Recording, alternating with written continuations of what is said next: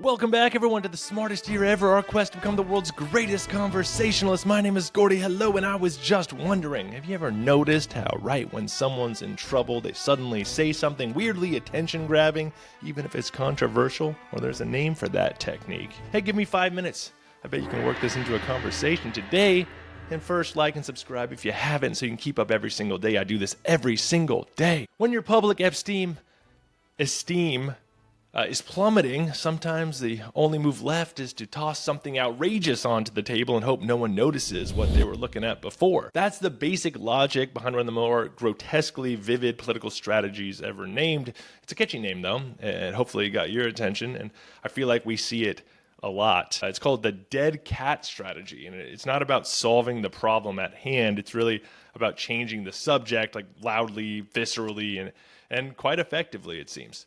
The phrase is most commonly linked to Sir Lynton Crosby, an Australian political strategist who advised Conservative candidates in Australia and later the UK. His Wikipedia refers to him as a master of the dark political arts and the Australian Karl Rove. Nice. In particular, he worked with Boris Johnson, who helped popularize the phrase during his time as London mayor and later as prime minister, of course. Crosby supposedly explained it like this: if you're losing an argument and the media is against you, you throw out a metaphorical dead cat onto the table. It's shocking, it's kind of freaky, no one's going to ignore it, and suddenly the debate stops being about your failures and it becomes about the dead cat. Whether or not Crosby truly invented the metaphor is debatable, but he's the one that's most closely associated with it. In British political journalism, it quickly became shorthand for headline-grabbing deflections. The key feature of a dead cat move is that it isn't subtle. You want it to dominate headlines and hijack attention. Something like proposing a bizarre new law, or like making a controversial personal statement or remark, tweeting something crazy right when your approval ratings start to tank.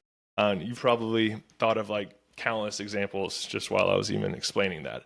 In 2013, Boris Johnson himself explained it in The Telegraph. He said, let us suppose you are losing an argument, the facts are overwhelmingly against you, and the more people focus on the reality, the worse it is for you and your case. Your best bet in these circumstances is to perform a maneuver that a great campaigner describes as throwing a dead cat on the table, mate.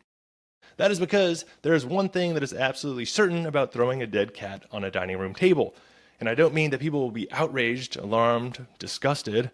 That is true, but it's irrelevant. The key point is that everyone will shout, "Geez, mate, there's a dead cat on that table." In other words, they will be talking about the dead cat and the thing you want them to talk about, and they will not be talking about the issue that has been causing you so much grief. Well, I appreciate Boris Johnson for at least straight up saying it out loud. The dead cat is different from a red herring. A red herring misleads quietly, and a dead cat shocks in an age where outrage travels faster than fact-checking. It really works. But it's also risky because the trick only works if the dead cat becomes more interesting than the scandal it's covering up. Like otherwise, you're just adding another layer of issue to your problem. And if you use it too often, audiences stop flinching as well. Like the room starts to smell like dead cats and everyone starts to get used to that dead cat smell. Even so, it's become a tool in the modern political playbook, part distraction, part media manipulation, and part circus act. And like most things in politics, whether it's genius or cynical really depends on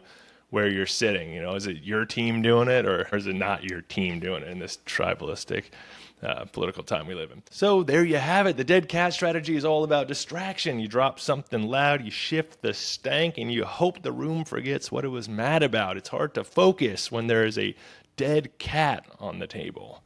Thank you to all my sources, which can be found in the YouTube description. Please leave me a comment, rate, follow, like, subscribe if you haven't. Share this with someone who likes this sort of thing. I'd appreciate that. Go check out the 1-minute version. Actually, for this month, I'm trying to do it even shorter, so it'll be less than a minute, maybe around 45 seconds to a minute. We'll see. So go check out those on social media. Everywhere that you use social media, you'll find me there. And in the meantime, stay curious and stay clever on our quest to become the world's greatest conversationalist. I will see you tomorrow in the smartest year ever.